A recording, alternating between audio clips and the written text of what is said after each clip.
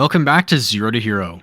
Today we'll be doing an in-depth analysis of one of the best matches, if not the best match of the year. Marco Silva versus Wolfe Glick in the finals of the 2024 Toronto Regionals. First, we'll break down each of their teams and consider the matchup. We'll also look at the context behind this specific matchup of these two players. Then we'll go through each game of the set and analyze it turn by turn. These two players are arguably two of the best in the world, so their play likely will not match most gameplay you see on ladder or even in tournaments. They really are playing on another level, but we can still learn from it. Just before we showcase the teams, if you haven't yet, make sure to subscribe. And if you appreciate this type of content, leave a like and share it with someone who you think might like it as well. Let's jump into it and consider Marco's team first. Charizard, Torkoal, Jumpluff, Incineroar, Porygon 2, and Ursaluna. His typical win condition is usually centered on Charizard in the sun, as a Choice Specs Heat Wave, sometimes with Helping Hand from Torkoal, can just wipe boards. So this team is very built around keeping the sun active. Marco is so committed to keeping sun on the field that his Jumpluff forgoes an attacking move to run Sunny Day on its moveset. Torkoal is holding the Eject Pack. This item switches the user out when any of its stats are lowered. He can trigger a self-switch by using Overheat on Torkoal, which has a high base power and does quite a bit of damage, but more importantly lowers Torkoal's own special attack stat, which would trigger the Eject Pack. Alternatively, opponents' lowering stats with things like Intimidate will also force Torkoal to switch out.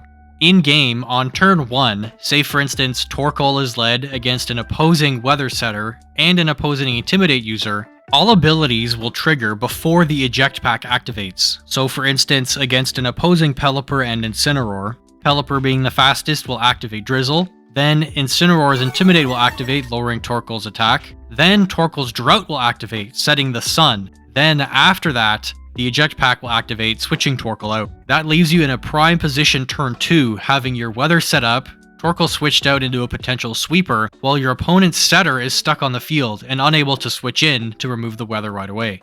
Having this option allows increased positional pressure, or switching options, which can allow Drought to activate more easily or more often. Incineroar's Parting Shot is another tool that can facilitate switching. Jumpluff in the sun with Chlorophyll becomes very fast, allowing it to set a fast tailwind and outspeed opponents to sleep powder them before they can attack. Additionally, Marco has a Trick Room mode with Porygon 2 and Ursaluna.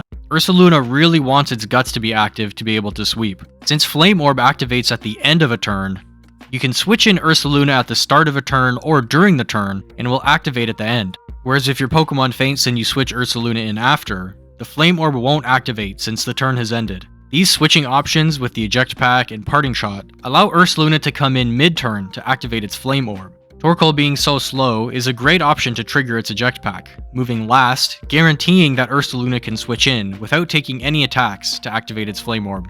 Incineroar is running a Citrus Berry, which is a pretty interesting choice over Safety Goggles. Safety Goggles is a very common item in tournament runs due to the prevalence of Amoonguss, and not having ways around Amoonguss can really just auto-lose you games against it sometimes. Safety Goggles, as mentioned, is quite common to patch up that Amoonguss issue, making you immune to Spore and Rage Powder, hence Safety Goggles being Incineroar's most common item by far. Perhaps since he has a Grass type, and Ursaluna is immune to sleep once burned, Amoonguss isn't as threatening as it would be to other teams. Also, the presence of 3 Fire types and strong Sun control is likely enough to scare Amoonguss away from most matchups into this team anyways, so getting a Citrus Berry on Incineroar here really increases its longevity.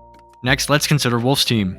It consists of Kingdra, Politoed, Archaludon, Incineroar, Gothitelle, and Amoonguss. Before we get to the win conditions of the team, let's consider a couple specific Pokemon first. This is a very off-meta team.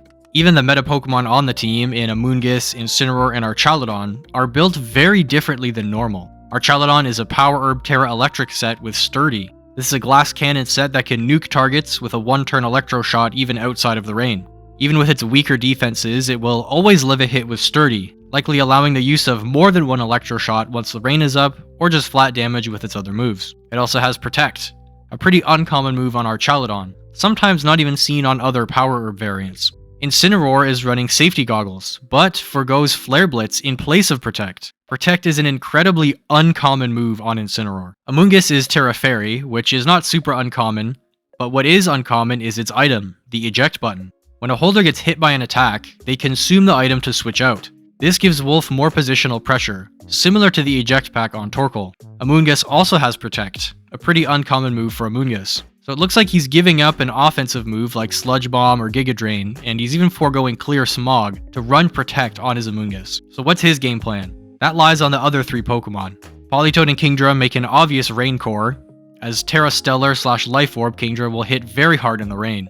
Gothitelle has a pretty standard set for the Pokemon, while being uncommon in Regulation H overall. Its ability Shadow Tag prevents opponents from switching out, unless they're a Ghost type or use some alternative form of switching like Parting Shot or U-Turn. It also has Fake Out for Disruption, Protect, and Trick Room. You may have noticed, but all 6 of Wolfe's Pokemon have Protect. Most teams have between 3 and 5 Protects. Very rarely do you see 6 Protects on a team, and this was not by accident.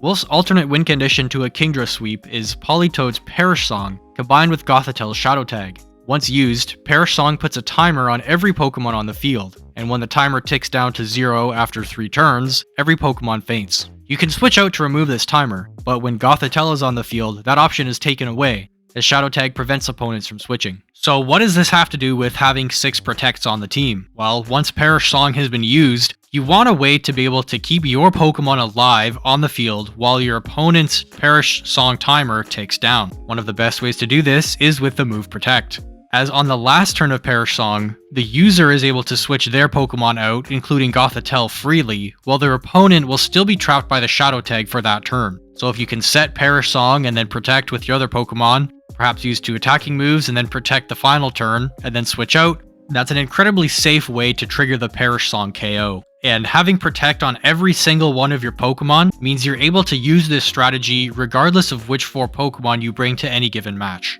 So what is the matchup like? Marco's team is built around heavy switching, keeping the sun up, and having a Trick Room sweep option with Ursaluna. The heavy switching focus helps him play around opposing weather, and to pivot Ursaluna in to set up safely. Wolfie's team is built around restricting the opponent's ability to switch, while keeping up the rain to sweep with Kingdra or Archaludon. Also running some switching options himself like Parting Shot and Eject Button, not to mention his alternative win condition of Perish Trap. Going into the match, it may seem that Marco is on the back foot here. That's because he is. Weather wars are usually pretty even, but in the specific matchup of rain versus sun, rain has the upper hand in most cases, since if fire attacks are fired in the rain, their damage is not only cut in half, but also resisted by water types, dealing only 0.25x damage, whereas if water types attack in the sun, their damage, while still cut in half, will also be super effective against opposing fire types, thus dealing 1x damage still. Kingdra also quad resists fire, so it's incredible into the sun matchup. Not to mention Marco's team has 4 water-weak Pokemon, with only 1 resist in Jumpluff, and it has no dragon resists or immunities against Kingdra or Archaludon. Marco also heavily relies on switching around to pivot Ursaluna in or keep up the weather, while Wolfe's team is specifically designed to prevent switching. You can make the argument that access to Eject Pack, Parting Shot, as well as 2 Terra Ghost Pokemon can counter Shadow Tag pretty well. And that is a correct argument, but committing a once per game Terra and only having access to Eject Pack once is another detriment. And both players already know this matchup. They played against each other in Day 1 with the same teams less than 24 hours ago. How did that match go? Well, in Game 1, Wolfe brought Politoed, Kingdra, Gothitelle, and Incineroar, a quartet we'll see more than once, as he will bring these exact same 4 Pokemon to every match he plays against Marco. Marco led Torkoal and Jumpluff with Charizard and Ursaluna in the back. After some trades and good switches from both players, along with a Muddy Water miss, Game 1 came down to the wire, with an endgame of Torkoal versus Politoed. Wolfe just barely managed to take it out, stalling Torkoal out of PP, and Marco out of player time. Game 2, Marco adjusts, leading Porygon 2 and Jumpluff. He keeps Charizard and Ursaluna in the back, but after a perfect defensive play from Wolfe, Incineroar, Politoed, and Gothitelle were able to trap Marco's leads and eliminate them with Perish Song, and Kingdra took the endgame with the Rain active. So Marco going 0-2, moving into the rematch in these finals, is clearly in Wolfe's favor. Let's see how they approach Game 1. Marco knows that he needs to adjust his game plan. His Sun Mons in Torkoal and Charizard are just not well suited for this matchup. Realizing that his only viable win condition is Ursaluna, he leaves Torkoal and Charizard on the bench. As Marco leads Jumpluff and Incineroar into Wolfe's Gothitelle and Kingdra, Game 1 begins. Both players have fake out pressure on the field, but Marco's holds a little more weight, as Jumpluff's Covert Cloak will prevent any flinches, and Incineroar is likely faster than Gothitelle, giving him the faster fake out. Although Gothitelle has a higher base speed stat, Gothitelle, along with other Perish Trap Pokemon, tend to run low or even min speed, as if all Pokemon on the field faint at the same turn from Perish Trap, the Perish Trap knockouts are considered in speed order. The last Pokemon on the field will win the game, so if you have the slowest Pokemon on the field when Perish Trap occurs, you'll win the game. Kingdra applies some offensive pressure with water moves into Incineroar or Draco Meteor into Jumpluff, but he will need to commit his Terra or switch in Politoed to deal significant damage. With Incineroar's fake out pressure online, Kingdra's offensive support is somewhat stifled. With Jumpluff being the fastest Pokemon on the field, Marco threatens Tailwind, or a fast Sunny Day to prevent rain from taking hold, not to mention a Sleep Powder to start poking holes in Wolfe's team, whereas Wolfe can threaten a Trick Room on this turn if he thinks Marco will target Kingdra. Let's see how the turn plays out. Marco forgoes Fake Out and instead goes for a knockoff into Kingdra, moving first thanks to a Tailwind from Jumpluff. Wolfe switches Gothitelle into Incineroar, potentially predicting a Sleep Powder into that slot while Kingdra Draco Meteors Jumpluff. Thanks to the knockoff removing Kingdra's Life Orb, Jumpluff pretty handedly survives the Draco Meteor. The Incineroar switch-in is also a good option regardless of the Sleep Powder threat, since Wolfe now has Fake Out pressure himself. But he is losing in the speed department thanks to the Tailwind, and now his Trick Room option is off the field. This turn 2 is a very interesting one, and to be honest, this is the turn that decides the game. It may seem that the board state is slightly in Marco's favor, but Marco really has no damage threat on the field, with an intimidated Incineroar facing down a fire and a water type, and a Jumpluff with no attacking moves. Marco needs to get his damage online. We know on the back he has Ursaluna and Porygon 2. Remember that Ursaluna needs that burn to activate to become a significant threat. Porygon 2 will want a special attack download boost to deal any real damage. Marco basically needs to switch Ursaluna into the right slot, avoiding both a water attack from Kingdra and a potential knockoff. While Wolfe does not know what Marco has in the back, he still knows the best play. Rather than protect with Kingdra to block a Sleep Powder, he chooses to attack and knock off into Marco's Incineroar slot. Marco decides to Sleep Powder the Kingdra, which connects, and Parting Shot into Wolfe's Incineroar. The Parting Shot allows Marco to bring in Ursaluna, which eats the crucial knockoff, removing its Flame Orb and preventing any Guts boost. Attacking with Kingdra may have seemed to be a bad play, but it accomplished two things here. Wolfe likely knew that Marco would go for a Parting Shot, and as both players knew Marco had no damage on the board and needed to reposition, Marco went for a Parting Shot into Kingdra, and Kingdra protected. The move would fail and Incineroar would not switch out. As Wolfe is targeting the Incineroar slot with a knockoff, if Marco goes for a knockoff, then they just trade items. But if he Parting Shots and switches, the incoming Pokemon takes a heavy loss by having its item removed. Not protecting Kingdra guarantees that a potential Parting Shot will go off, regardless of what slot he targeted. It may seem that the game is still pretty even, since Kingdra is asleep, it has no Life Orb, it's at -2, while Ursaluna just doesn't have his Guts active. But this game is firmly in Wolfe's favor for now, as remember, his Perish Trap strategy can take KOs without even needing to deal damage. Wolfe's clear game plan here is to win with that, since Kingdra has been so heavily weakened. Despite being on the back foot, Marco still plays to his outs. Board state now is pretty even, despite the neutered Ursaluna, as Kingdra is asleep and at -2, while Incineroar is weak to a ground attack and will faint to a headlong rush. Jumpluff, however, exerts no pressure here with no attacks, Tailwind already being up, no rain to overwrite, and nothing to put to sleep. Both players are thinking ahead here. Wolfe knows that nothing on his team wants to eat even a non-Guts boosted Headlong Rush, so he needs to find a way around this. Any hard switches from Incineroar will severely dampen his ability to win with the Perish Trap in the mid to end game, so he needs Incineroar to take this hit. He decides to commit his Terastallization to Ghost, primarily to survive this ground type attack. Marco's Jumpluff switches into Porygon 2 to exert some offensive pressure and possibly set Trick Room after Tailwind ends. Gains an attack boost, which is not ideal. Wolfe opts to keep Kingdra in to probably burn sleep turns or hopefully wake up. He targets the Jumpluff slot with another Draco Meteor. Getting a turn 1 wake, the Draco Meteor goes into Porygon 2, dealing pretty negligible damage. What may seem like a very weird play from Marco here, he Terras Ursaluna into Ghost, while targeting Incineroar with a Headlong Rush. The attack was expected, but the Terra may seem off-kilter. Remember, both players know Wolfe's main win con is Perish Trap, so if Wolfe switches in Gothitelle here, Ursaluna will be stuck on the field with no Guts, and at -1 from a Parting Shot. Terastallizing Ghost here allows him to be immune to any Shadow Tag. Incineroar does live the headlong rush with the terastallization at about 30% HP remaining, and he lands the parting shot into Ursaluna, bringing in Gothitelle. He would have locked both Porygon 2 and Ursaluna onto the field, but thanks to the terastallization, Ursaluna isn't trapped. Kingdra is now at -4 special attack, so a switch out is almost guaranteed. What Wolfe switches into though is what Marco needs to consider. Another switch into Incineroar will further weaken Ursaluna and give him fake out pressure, but bringing in Politoed will summon Rain and give Wolfe access to the Perish Song that he wants to set up. Gothitelle also has fake out pressure this turn, but only into P2 since Ursaluna is a ghost type. P2 can threaten Trick Room as Tailwind expires, or try to double into the Kingdra slot to chunk whatever switches in. Wolfe does indeed switch to Politoed, opting not to pile on Intimidates, as Ursaluna is able to switch out and reset them. Politoed comes in, eats a headlong rush, dealing just under 50%, making this a 3-hit knockout. Gothitelle does not use fake out, but opts to get more damage on Ursaluna. After 2 special defense drops from headlong rushes, this psychic really chunks Ursaluna, dealing around 55%. P2 does opt for the Trick Room, perfectly timed as Tailwind ends. While this is perfect timing to set up Ursaluna, unfortunately a lot of the damage has already been done, as Ursaluna is sitting at low HP, -1 attack, and no access to Guts. Looking at this turn, a double up from Marco would likely KO Politoed even after its leftovers recovery.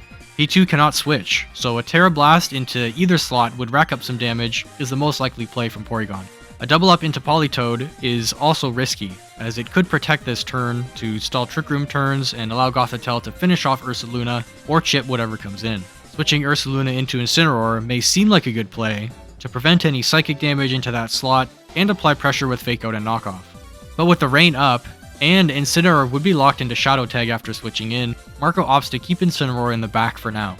Not wanting to risk the Protect from Politoed, he protects his own Ursaluna here, preventing it from being KO'd and allowing him to switch after the likely incoming Perish Song.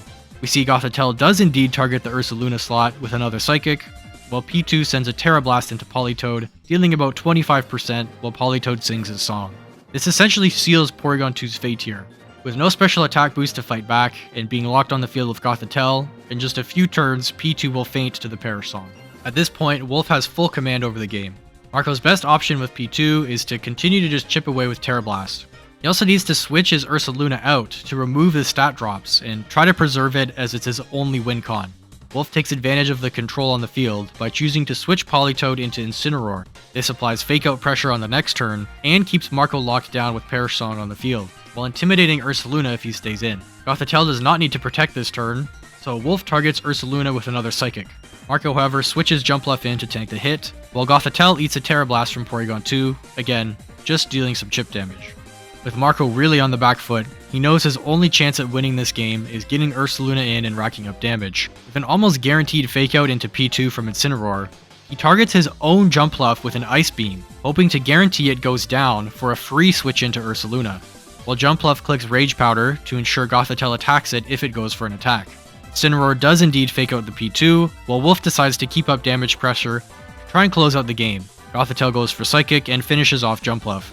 Marco brings in Incineroar on this turn rather than Ursaluna. P2 goes down this turn to Perish Song, while Wolfe's Incineroar protects. Gothitelle attacks, to ensure that it goes down to the Perish Song, allowing Wolfe to switch in Kingdra as both Trick Room and Rain expire. With Kingdra and Incineroar on the board, Wolfe can easily switch Politoed here on Incineroar's slot.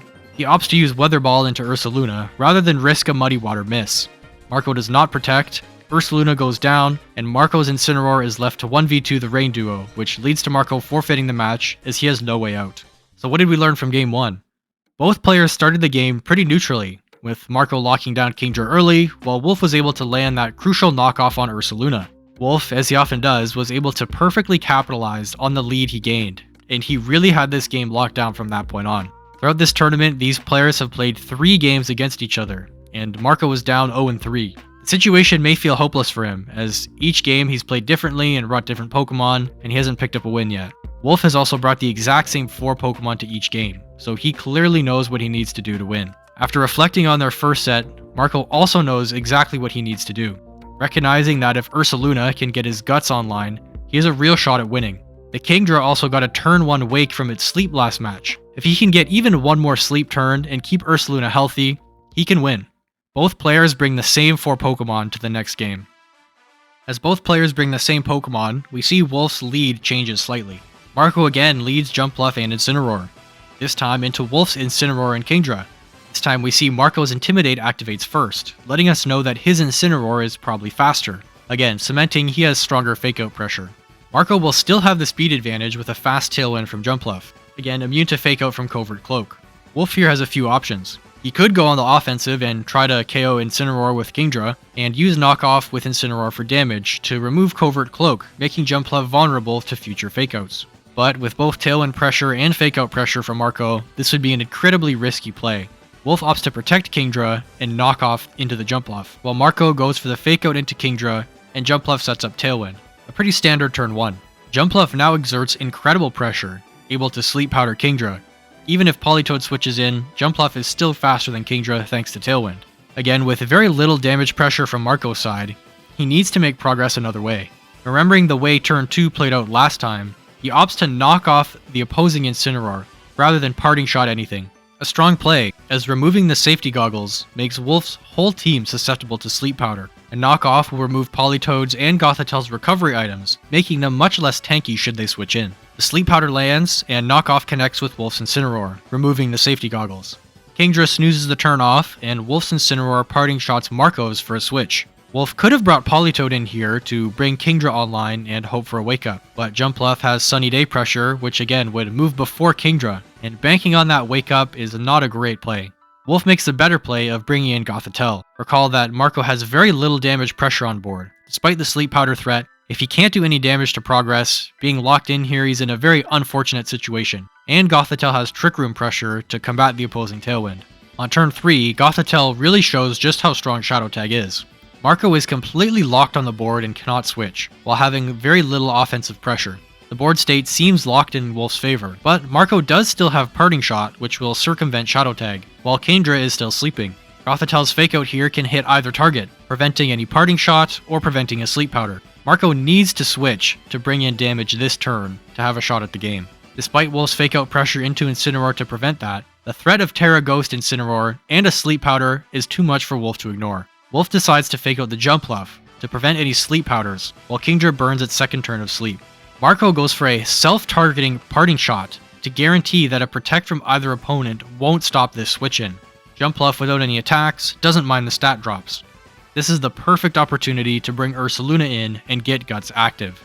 With Guts online, this game is now strongly in Marco's favor. He has the speed advantage with one turn of Tailwind left, a very threatening Ursaluna online, and a Sleep Powder that can hit anything on Wolfe's team, as well as a fast Sunny Day to overwrite any possible Politoed switch-in. Wolfe, on the other hand, needs to make smart defensive pivots to stall out the speed advantage and reduce Ursaluna's damage with Intimidate and a good Terastallization. Facade from Ursaluna is tempting, as it will one-hit anything on Wolfe's side, but with every one of Wolfe's Pokemon having access to Protect, using a single target attack is much more risky. Marco opts for Earthquake to hit both opponents. Jumpluff could go for a Sleep Powder to lock down Wolfe even more, but there is a better play. Marco goes for Sunny Day. Despite there being nothing on his team to benefit from it, and currently no rain, this accomplishes three things. One is it covers for the Politoed switch-in. If Politoed comes in and triggers Drizzle, Jumpluff will move first, using Sunny Day to remove the rain right away. Moving the rain will reduce Kingdra's water damage output should it wake up. The sun also activates Jumpluff's Chlorophyll, making it by far the fastest Pokemon on the field. Wolfe, on the other hand, could go for a Trick Room, but with Tailwind expiring this turn and the threat of a Facade Oko, moves him to preserve Gothitelle as he switches into Politoed. He realizes his only way back into the game is Kingdra waking up this turn and dealing big damage. He also respects the threat of Sunny Day, and doesn't want to bank on the low accuracy of Draco Meteor, so he selects his last option in Weather Ball. Wolfe fully commits to this play and terastallizes Kingdra, despite it still sleeping. The sun removes the rain, and the turn seems to be in Marco's favor, as EQ goes off for huge damage, both into Politoed and Kingdra. Kingdra does get the wake up. As he selected Weather Ball, it's now a Fire-type attack that's boosted by the weather, and Terra Stellar. It does significant damage to Ursaluna. Tailwind expires for Marco this turn. Even with the big damage into Ursaluna, Marco is still ahead. With the sun up, Jumpluff is still the fastest mon on the field, and can easily set another Tailwind, allowing Ursaluna to put in more damage right away. Both Kingdra and Politoed are low HP, so another Earthquake will knock out both easily. Wolfe knows he needs to control the weather to have a chance at this game. Knowing that the Tailwind will allow Ursaluna to move first, there's no point in attacking. So protecting or switching are his only options. He could protect to stall more Tailwind turns, but he opts for a double switch into Incineroar to get an Intimidate on Ursaluna and bring Gothitelle in. Again, trapping Marco from switching with either Mon, and putting 2 Fake Outs online for Wolfe. Thanks to the Intimidate on Ursaluna, both of Wolfe's Pokemon survive the Earthquake, Incineroar with just a sliver. Jumpluff on this next turn cannot protect, cannot switch, and is vulnerable to Fake Out due to having its Covert Cloak removed. While Ursaluna's EQ won't KO Gothitelle, he has a lot of questions to answer. Does he try to go for Facade to knock out Gothitelle? Which of Wolfe's Pokemon are going for a Fake Out? Will Wolfe Fake Out both slots, or does he respect Terra Ghost and go for an attack? Will Wolfe just double protect to stall Tailwind turns? Does he Terra Ursaluna to guarantee he can avoid any Fake Outs? Will Wolfe try to set Trick Room with Gothitelle and Fake Out with Incineroar? Will Gothitelle protect, expecting a Facade into it? Will Incineroar knock off into Ursaluna, expecting the Terra Ghost? This is an incredibly complex turn that doesn't always have a correct answer. This turn is a perfect example of how both Fake Out and Protect add really infinite complexity to VGC as a whole, and how they apply incredible pressure whether you use them or not. Marco decides Wolfe will respect the Terra Ghost, and he does not Terra Ursaluna, while he attempts to Sleep Powder the Gothitelle. Wolfe knows that Trick Room is his way out of this situation. He uses Fake Out into Ursaluna and attempts to set Trick Room with Gothitelle, hoping Gothitelle doesn't go down to a Terra Ghost Facade, and hoping he doesn't get put to sleep. Wolfe makes the correct read, and the Sleep Powder misses Gothitelle, while the Fake Out connects with Ursaluna, allowing Trick Room to go up, putting the speed advantage in Wolfe's favor. Ursaluna takes more Burn Chip, and is left with just 2 turns, before Burn damage takes it out. The control of the battle is flipped in Wolfe's favor, but Ursaluna is not gone, and Marco can still get more value. Since Marco can't switch, and will move last, his best option is to go for Rage Powder with Jumpluff. Recall Wolfe's Incineroar had its safety goggles knocked off, so it will redirect both attacks, allowing Ursaluna to get in some more damage. Wolfe could make a switch to bring Incineroar back later, but knowing Ursaluna is on a timer, cycling Intimidate is no longer an asset in this match. Wolfe opts to protect both Pokemon to burn one of Ursaluna's last 2 turns. Marco's best play is again, Rage Powder and get in damage. While Wolfe has the option to switch here, but for the same reasons as the last turn, anything switching in will just go down to an Earthquake.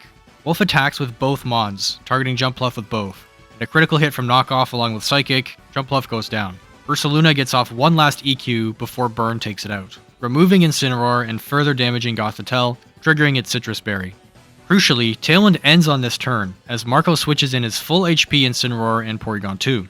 P2 again gets an attack boost. While all of Wolfe's Mons are 30% HP or less, with Trick Room up, Kingdra switching in with the Rain would be detrimental, so Politoed comes in. Shadow Tag also provides no more value as Marco can't switch anymore. The speed tiers of these 4 Pokemon on the field are still unconfirmed, although Marco's Incineroar is likely the fastest since it outspeeds Wolfe's Incineroar. Marco has Fake Out pressure and damage from P2 threatening KOs. Marco could go for damage and try to clean up, but again, all of Wolfe's Mons have Protect, so getting all of your targets right with only single target attacks is rather difficult. The threat of Perish Song, however, is too great, so Marco goes for the Fake Out into Politoed. Wolfe's best play here really is to protect with both Mons, as the threat of Fake Out is too great to ignore. Politoed will also get some leftovers recovery. Marco with the Fake Out pressure guarantees Trick Room can be reversed, as he uses it with P2, giving him the speed advantage, at least with Incineroar for this next turn. Even if Wolfe did attack here, there is really no way for him to prevent the Trick Room from being reversed.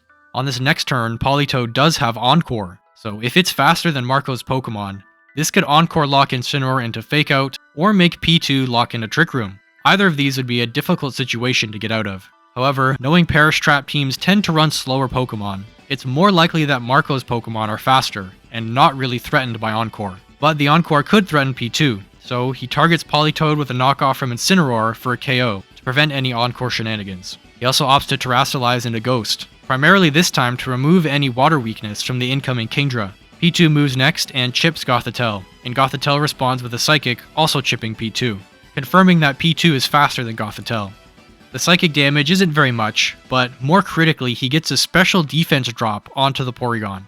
With Trick Room removed, Kingdra switches in, being the fastest Pokemon on the field with Swift Swim active. Normally this would be a secured endgame, where P2 can likely live a hit from Kingdra and return with a KO while outspeeding Gothitelle.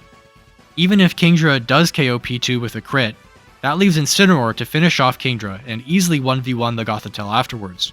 But that critical special defense drop on Porygon 2 leaves it vulnerable to possibly being KO'd by Kingdra this turn. However, Wolfe knows that if he single targets P2 with a Draco Meteor or Weather Ball, Incineroar will clean up the endgame, so he needs to go for a Muddy Water, hoping he can KO both targets with the Rain. It all comes down to this. The Muddy Water lands on both of Marco's Pokemon, and they both barely survive, leaving P2 with just 5 health and Incineroar with around 16%.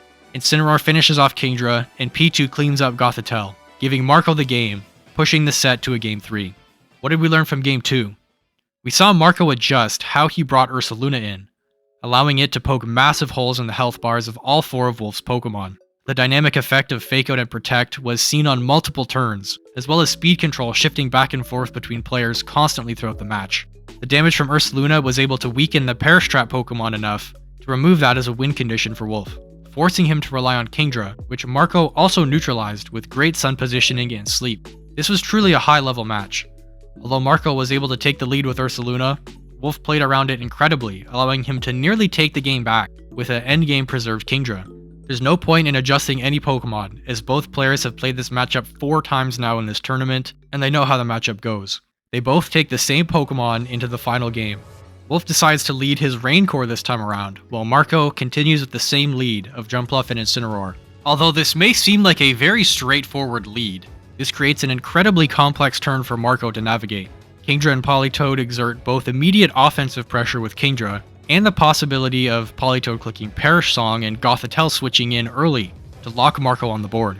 Kingdra also outspeeds Jumpluff thanks to the Rain. Marco's only way out of this difficult turn 1 is to get the most value from Fake Out as possible. Marco also wants to use Sunny Day. Using it would remove most of Kingdra's offensive pressure, but he's slower than Kingdra, so he decides to set Tailwind first, and is likely planning on using Sunny Day or Sleep Powder the following turn. Tailwind will be essential to gain tempo for Marco, so he goes for that. Marco does go for the Fake Out into Kingdra, guaranteeing that it can't take any KOs this turn. Wolfe realizes that the pressure Fake Out exerts on Kingdra is too great, as attacking with Kingdra while eating a Fake Out or Sleep Powder is just not worth the risk, so he decides to protect it. Politoed, however, should not be overlooked. It too threatens a strong water attack onto Incineroar, but it's also vulnerable to Fake Out. Wolfe decides that Marco will not Fake Out Politoed or try to Sleep Powder it, and he goes on the offensive, however, not with damage. Jumpluff gets the Tailwind off no problem, but Politoed encores the Jumpluff, locking it into Tailwind, preventing a Sunny Day the following turn, and likely forcing a switch. Despite getting Tailwind up, Rain is still active, so Kingdra will move first. And with Jumpluff being forced to switch out, Marco is put very far back in this match. Switching in Ursaluna for Jumpluff would be suicide, as any attack from Kingdra would remove it. The offensive pressure Wolfe commands here is too threatening for Marco to ignore. His best play on Jumpluff is to switch into Porygon 2, which can take a hit. He switches it in, and again, it gets an attack boost. He also commits his Terra on Incineroar to remove the water weakness, and he targets Kingdra with a Parting Shot, hoping to reduce his damage and pivot Jumpluff back in to take control of the weather. Many players may have found that situation hopeless, with your speed control and weather control Pokemon locked into Encore, neither Pokemon in the back wanting to take a hit, and Incineroar on the field weak to Kingdra. It could have been over right there. But Marco masterfully pivots Jumpluff out and back in, although having to commit a hard switch and terrestrialization to accomplish this play really allows him to get back into the game. Wolfe could go for a Muddy Water here to hit Incineroar and whatever switches in for Jumpluff, but instead of risking an 85% accurate move and losing his momentum by missing, he single targets Incineroar with a Weather Ball, which does huge damage. Incineroar's Parting Shot connects, as Jumpluff comes back in and tanks a Weather Ball from Politoed. Marco regains some momentum, with the threat of Sunny Day and Sleep Powder being online again, while Porygon 2 threatens chip damage, and Kingdra is at a -1 from the Parting Shot. Thanks to this pressure, Marco has created the perfect opportunity to switch out P2 into Ursaluna to activate its Gusts, putting his win condition online. Kingdra is very likely to switch out, thanks to the special attack drop and the Sleep Powder threat. Expecting the Kingdra switch, Marco clicks Sleep Powder into Politoed, and locks in the P2 switch to Ursaluna. Wolfe, knowing the impact Sleep had on his last match, puts maximum respect on the Sleep Powder threat and decides to switch in Incineroar with safety goggles, being immune to Sleep Powder in the Kingdra slot. Politoed, however, is still vulnerable, and if put to sleep, will take Wolfe's Perish Trap win con offline. He commits his Terra Grass on Politoed, which provides not only the Sleep Powder immunity, but also a ground resistance to the incoming Ursaluna. Kingdra switches out first, as the fastest Pokemon, bringing in Incineroar, while P2 swaps out for Ursaluna. Politoed terras and eats the sleep powder Marco targeted into it, while Ursaluna's Guts goes online and manages to avoid the Intimidate thanks to the switch order. Politoed, however, goes for Perish Song, putting the timer on all 4 Pokemon, but most importantly, the Ursaluna. Despite getting Ursaluna set up, the game is swung in Wolfe's favor. Fake Out pressure is very threatening to Ursaluna, who cannot Terastallize. Getting flinched or being forced to protect while having a Perish counter is just not ideal. This would only allow a Gothitelle to switch in and lock Ursaluna on the field. This would be a death sentence for Marco. However, Marco decides to go on the offensive and attack with Ursaluna, and remove the rain by using Sunny Day with Junpluff. Wolfe makes the safe play of flinching Ursaluna, but he does not switch in Gothitelle this turn. Perhaps predicting a switch, he simply clicks a Fire-type Weather Ball into Ursaluna for a good chunk of damage. At the end of the turn, Marco's Tailwind expires. Perish Song counts down for all Pokemon, but with no Ghost Terra for Wolfe, Facade can threaten a KO on either slot. The mind game this turn is whether Wolfe switches into Gothitelle, and if so, which slot.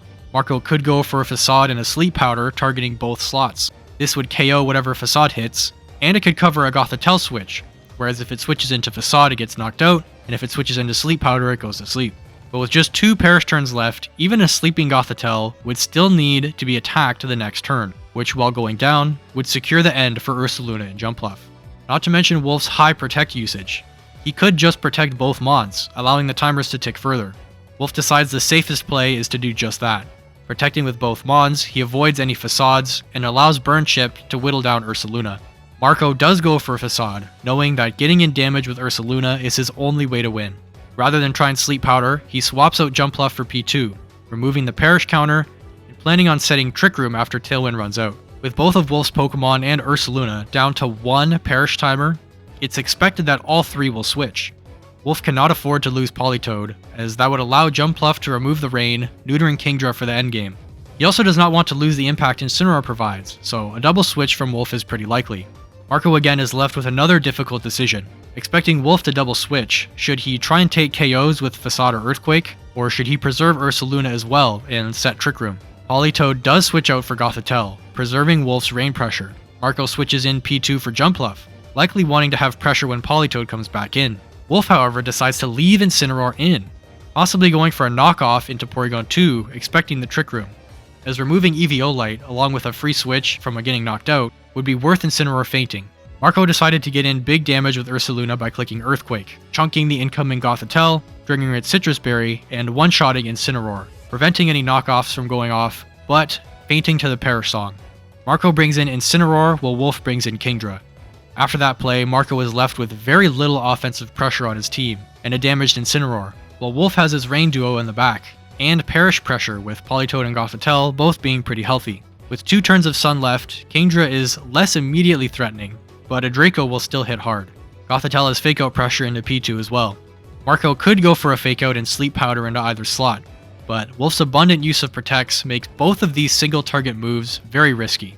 Marco, being on the back foot, decides to go for another option by switching in Porygon 2 into his Incineroar slot, hoping that Fake Out and Sleep Powder pressure forces more Protects. Junpluff goes for a Tailwind to secure the speed advantage. This option will go off whether Wolfe protects or not. But with Protect being the more obvious play, Wolfe goes on the offensive and targets the Incineroar with a Draco Meteor, dealing just over half HP to the switched in P2, while Gothitelle sets Trick Room, keeping the speed advantage in Wolfe's favor thanks to Marco's Tailwind. Wolfe now firmly has the upper hand and pressures a KO on either of Marco's Pokemon. Switching in Politoed here is not likely, since gaining the rain will see Kingdra moving last, so a double up attack from Wolfe is likely. Marco has no access to Protect, both his Pokemon move last, and only a low health Incineroar in the back, he has no way to prevent a KO. Wolfe doubles up into Junpluff, as Sleep Powder is the last option Marco has to take the game. A Psychic and Fire-type Weather Ball take down Junpluff, despite Kingdra's -2 attack. Porygon 2 fires an Ice Beam into Kingdra, dealing some damage and hoping for a freeze, but not seeing it. Incineroar comes in for the fallen Junpluff. Marco's last hope is Ice Beam freezes, and one last Fake Out. Wolfe, with a healthy Politoed in the back, continues to press his offense to make the most out of his Trick Room turns. Despite Fake Out pressure, he attacks with both. While Incineroar fakes out Gothitelle, Kingdra fires a -2 Draco into Incineroar, leaving it with just 6 HP. P2 Ice Beams the Kingdra, taking it out, bringing this match to a 2v2. With a full health Politoed and a 60% HP Gothitelle, having the speed advantage, again, on 2 protectless Pokemon, Wolfe has this endgame locked in. Gothitelle finishes off Incineroar, while P2 and Politoed trade blows. Marco's only way out is to land Ice Beam freezes on both opponents, recover up, and slowly whittle them down. But a swift critical hit from Politoed's Weather Ball snuffs out any possible endgame for Porygon 2, giving Wolfe the final game of the set, the tournament, and the format. Both players in this endgame played immaculately. Some hard reads from Wolfe ultimately gave him the victory, including the late game Trick Room from Gothitelle. Not to mention Wolfe's perfect defensive play around Marco's Wincon in Ursaluna also gave him the edge needed to win. Throughout all 3 games, you can really see how the speed advantage has flipped from one player to the next so frequently. This set was such an amazing back and forth, with speed control switching between each player, as well as the overall game state. Throughout the whole set, we still saw how Wolfe was able to push his leads and force Marco into very specific endgames, securing him the win. We also saw Marco's amazing adjustment game 2, and taking that game with Ursaluna. Thanks for watching.